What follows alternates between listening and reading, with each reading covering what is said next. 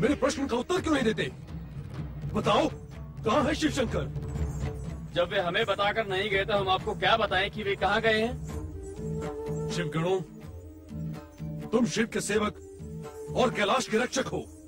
शिव कहाँ जाते हैं ये ज्ञात रखना तुम्हारा कर्तव्य है।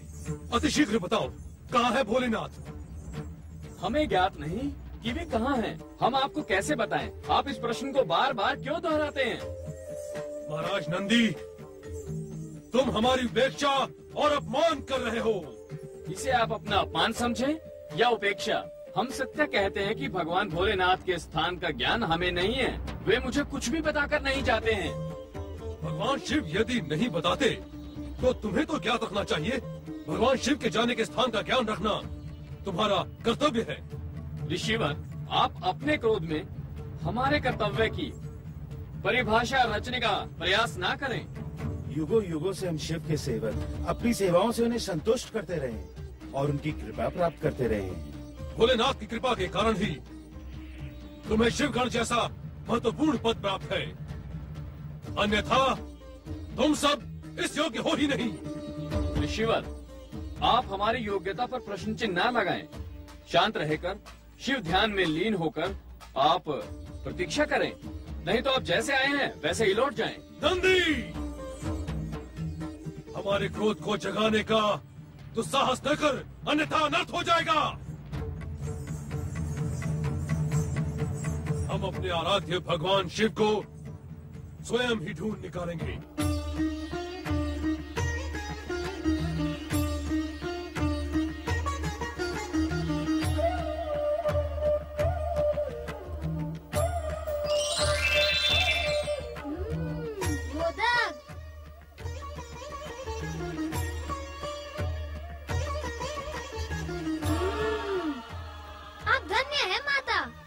सत्य ही कहा था कि मेरे द्वार पर पहुंचने से पूर्व यह मोदक प्रस्तुत होंगे।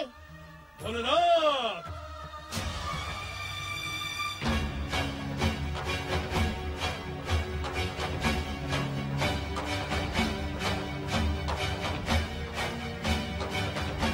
हे विचित्र प्राणी, कौन है तू? हट जा मेरे मार्ग से। हमें अपने आराध्य भगवान शिव के दर्शन करने हैं। विचित्र प्राणी मैं हूँ अथवा तुम? क्या तुम्हें इतना भी विवेक नहीं कि यह समझ सको कि इस परम पावन कैलाश की शांति को भंग करना भयंकर अपराध है?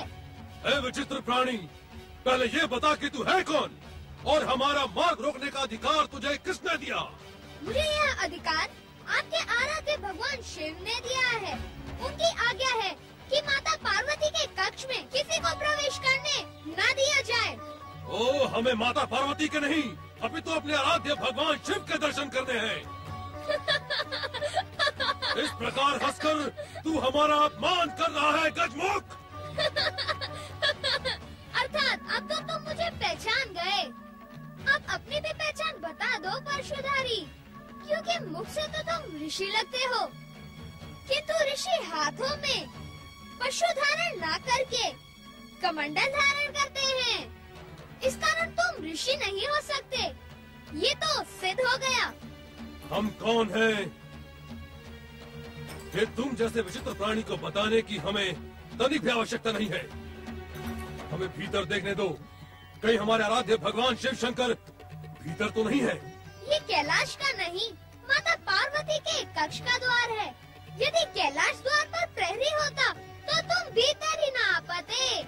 मूर्ख बालक, मेरा मार्ग अवरुद्ध करके तूने अपने सर्वनाश को आमंत्रित किया है। हाँ, हाँ। सावधान, शिव त्रिशूल से टकराने का दुस्साहस न कर, अन्यथा तू यहाँ से जीवित नहीं लौटेगा।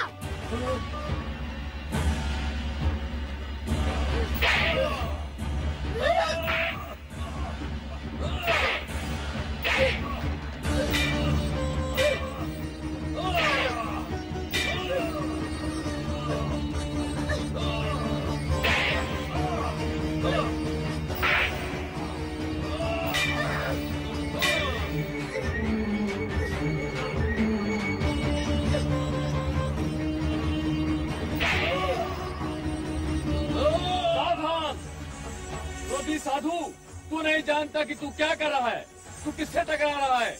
ये अग्र पूजा के अधिकारी हैं, पार्वती नंदन श्री गणेश हैं। शीघ्र कैलाश से लौट जा, नहीं तो तू अपने इन प्राणों से हाथ धो बैठेगा। पुत्र यदि पुत्र की मर्यादा भूल जाए तो उसे दंडित करना गुरु का कर्तव्य होता है। ये विचित्र प्राणी मेरे मार्ग में क्यों आ रहा है? ये श्री गणेश शिव आज्ञा से द्वार के प्रहरी हैं।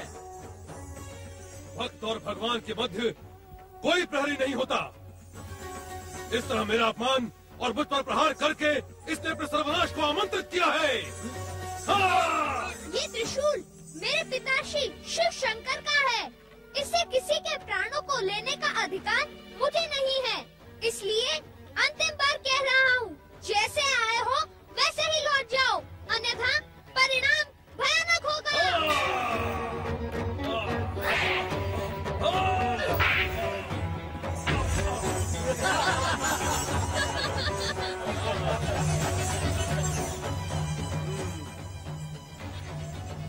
धन्य है तुम्हारा पराक्रम बालक।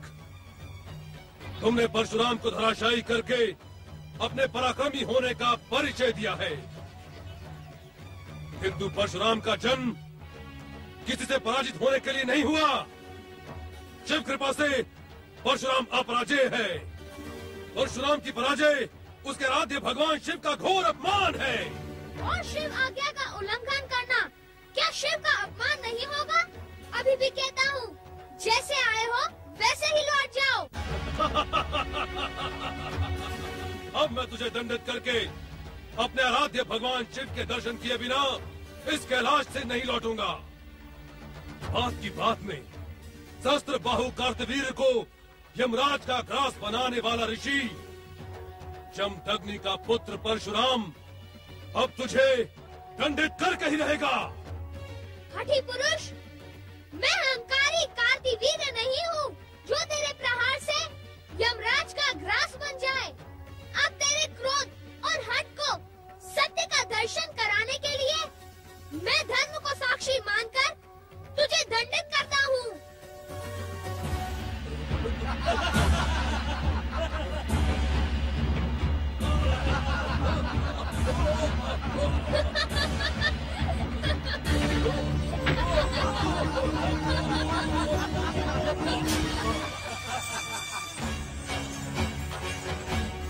पराक्रमी बालक, तेरा पराक्रम तो वास्तव में प्रशंसनीय है।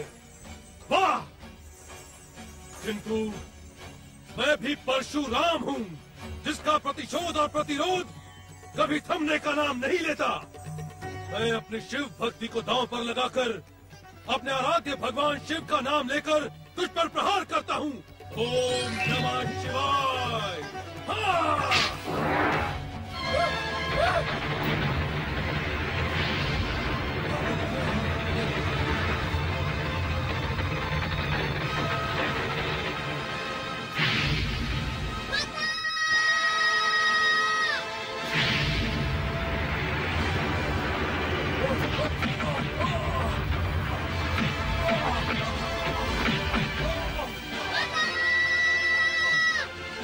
ये क्या हुआ श्री गणेश?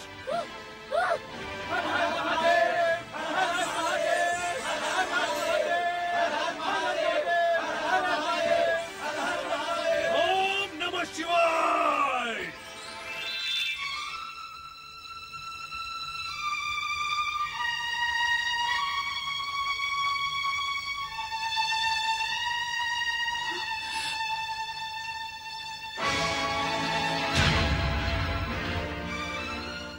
ये अनर्थ तुम्हारे साथ किसने किया पुत्र गणेश? परशुराम तुम?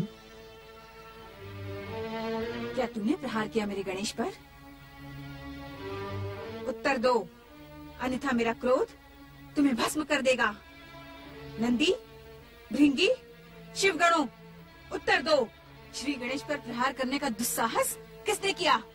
माता, इन्होंने आते ही क्रोधित होकर हम सबको प्रताड़ित किया और श्री गणेश से युद्ध करने लगे। माता, इन्हीं के परशु प्रहार से श्री गणेश का बायां दांत खंडित हुआ।